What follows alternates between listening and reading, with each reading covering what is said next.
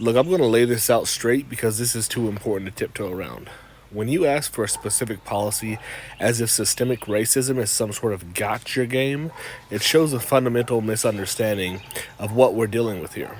It's not about one policy, it's about a whole system that's stacked against people of color. Ever heard of redlining?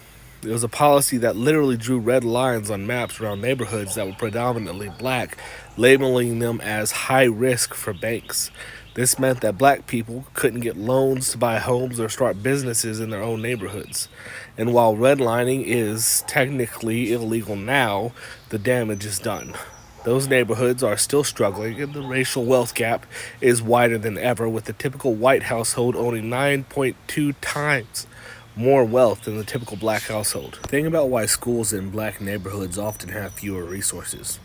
It's because school funding is tied to property taxes, and thanks to redlining and housing discrimination, these areas are valued less. So kids in these neighborhoods start off at a disadvantage before they even step foot in a classroom. Studies show that schools made up of predominantly black and brown students receive $2,226 less per student than schools made up of predominantly white students. The war on drugs hit communities of color like a sledgehammer. It wasn't just about clamping down on drug use, it was about targeting black and brown people. The result?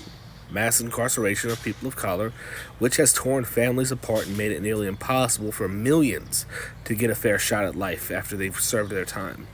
Nearly 40% of the prison population is made up of black Americans, despite them only being 13% of the population. Job discrimination is real. Studies show that resumes with white-sounding names receive 50% more callbacks than identical resumes with black-sounding names.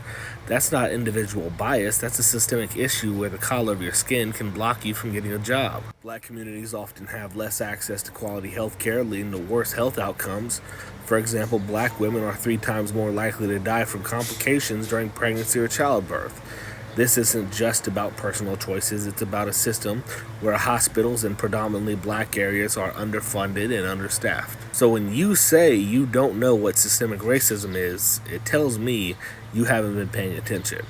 It's not a trick, it's a reality that's costing lives and livelihoods.